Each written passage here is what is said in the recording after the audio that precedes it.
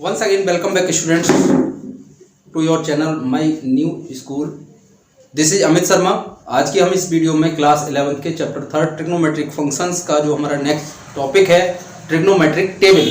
Trigonometric table हम किस तरीके से बनाते हैं वो हम इसमें डिस्कस करने वाले हैं. उससे पहले आपने क्लास 10th में ट्रिग्नोमेट्री में आपने ट्रिग्नोमेट्रिक फंक्शंस पढ़े थे, ट्रिग्नोमेट्रिक रेशियोज पढ़े थे. ट्रिग्नोमेट्रिक रेशियोज कौन कौन से थे आपके? Sine theta, cos theta, tan theta, cot theta and sec theta and cosec theta आपने पढ़ा था. और इसके साथ इनको आपस में जो कन्वर्सेशन इनका करते थे वो भी आपने फॉर्मूले पढ़े थे. वो क्या थे? साइन थीटा को जब हमें कोसेक में कन्वर्ट करना होता था तो sine theta equal to 1 upon cosec theta and cos theta equal to 1 upon sec theta, tan theta equal to 1 upon cot theta. There is another formula sine theta upon cos theta tan theta का. ऐसे ही आपका आता है next cot theta. Cot theta को आप लिख सकते थे 1 अपॉन टेन थीटा या cos theta upon sine theta. और नेक्स्ट आपका था सेक थीटा. सेक थीटा को आपने लिखा था 1 अपॉन कॉस थीटा और कोसेक थीटा को आपने लिखा था 1 अपॉन साइन थीटा. ये आपने क्लास 10th में पढ़े थे. वहां पर आपने एक और भी चीज पढ़ी थी ट्राइंगल्स में, वो था आपका PBP अपॉन HHB. ये तरीके से क्या है? PBP upon HHB means Pandit Badri Prasad हर हर बोले. पंडित बद्री प्रसाद हर हर बोले में हम नॉमिनेशन कर देते हैं 1 2 3 4 5 एंड 6 इस तरीके से, जिसमें इस पर 1 है, यहाँ 2 है, यहाँ 3, यहाँ 4, यहाँ 5, यहाँ 6. ओके, तो नंबर 1 पे आपका आता है साइन थीटा. तो साइन थीटा को आप लिखोगे P upon H. P upon H यही आपने लिखा था. P अपॉन H का मतलब हो गया perpendicular upon hypotenuse. Perpendicular upon hypotenuse. Now we move to second cos theta. Cos theta in number 2. Number 2 पर आएगा आपका B upon H. B upon H means base upon hypotenuse. Hypotenuse. And third आपका आता है ten. Ten को यहाँ पर numbering जो है उसमें आ रहा है P upon B. P upon B. तो आप यहाँ पर लिखोगे P upon B. That means perpendicular upon base.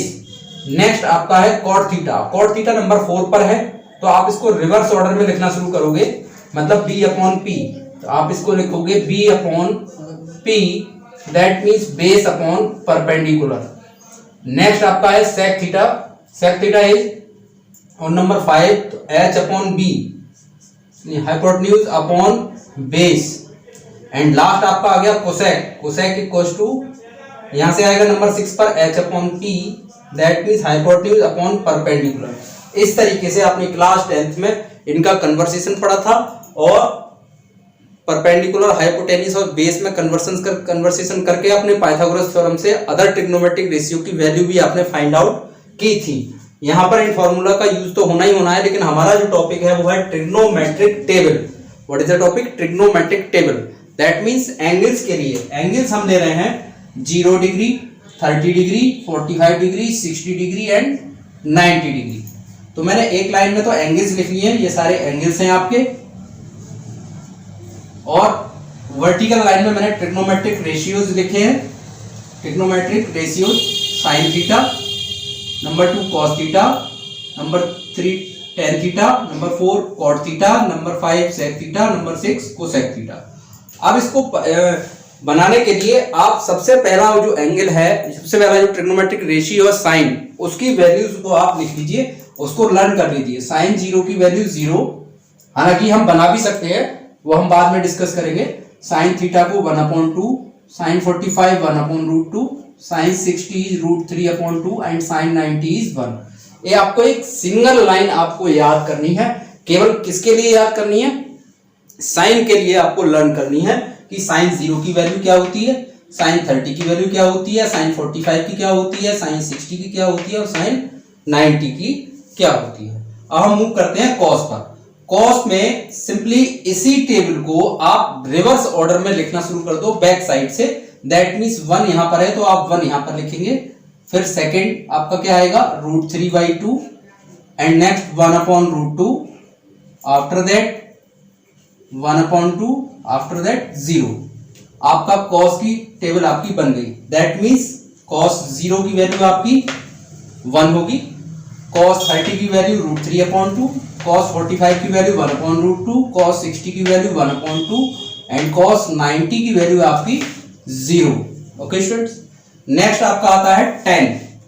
tan आपने पढ़ा है यहां पर sin upon cos, tan theta equals to sin theta upon cos theta. That means sine का जो वैल्यू है, साइन की जिस एंगल की वैल्यू है और उसी वैल्यू को हम cos की वैल्यू से अगर हम डिवाइड कर दे तो हमें tan मिल जाएगा। तो tan 0 आपको अगर चाहिए तो इन दोनों वैल्यूज को आप क्या कर दोगे, डिवाइड कर दो sin theta upon cos theta. That means divide, इन दोनों को आपस में आपको डिवाइड करना है। ओके, तो 0 को आप 1 से डिवाइड करेंगे तो आपको मिलेगा 0। 1/2 को आप √3/2 से डिवाइड करेंगे तो 2 से 2 कैंसिल हो जाएगा, आपको मिलेगा 1/√3। एंड नेक्स्ट 1/√2 से 1/√2 को डिवाइड करोगे तो आपको 1 मिलेगा। नेक्स्ट आपका है √3/2 से जब 1/2 को हम डिवाइड करेंगे तो 2 से 2 कैंसिल आउट हो जाएगा, यू गेट √3। और 1 को आप 0 से जब डिवाइड करेंगे तो आपको अनडिफाइंड या इनफाइनाइट आपको मिलेगा। नेक्स्ट आपका आता है इसी सीरीज में other trigonometric ratio cot theta. तो cot थीटा में हम क्या करेंगे, जो tan की हमारी वैल्यूज आई हैं इसी को हम रिवर्स ऑर्डर में लिखना शुरू कर देंगे। दैट मीन्स लास्ट में आपका इनफाइनाइट है तो आपने इनफाइनाइट लिख लिया। आफ्टर दैट आपका क्या है √3, आफ्टर दैट 1, आफ्टर दैट 1/√3 और after that 0। It is the value table for cot 0 infinite, cot 30 √3, cot 45 1, cot 60 1/√3 and cot 90 is 0।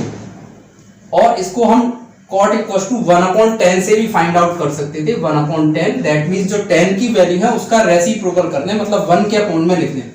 देखें, देखो 1/0 करोगे इनफाइनाइट, 1 के अपॉन में 1/√3 लिखोगे तो रिवर्स होके 1/√3 आएगा। 1 के अपॉन में 1 लिखेंगे 1 आएगा, और इस 1 के अपॉन में √3 लिखेंगे वो ये लिखा ही है 1/∞ 0। तो आप इस तरीके से भी आप फाइंड आउट कर सकते हो। नेक्स्ट आपका आता है sec। sec आपका किसके इक्वल है, sec equals to 1/cos theta.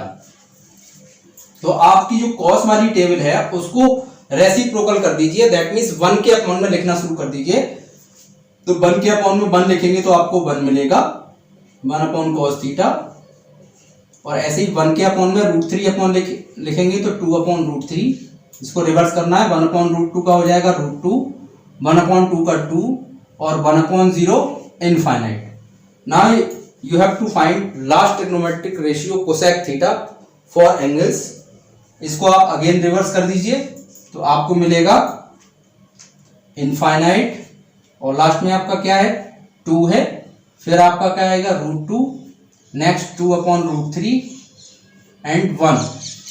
और वैसे भी कोसेक थीटा क्या होता है 1/sin थीटा भी होता है। तो हम साइन की जो वैल्यू है उनको रेसिप्रोकल भी करके देख सकते हैं, मतलब 1/0 आपका इनफाइनाइट मिलेगा, 1/0 इनफाइनाइट।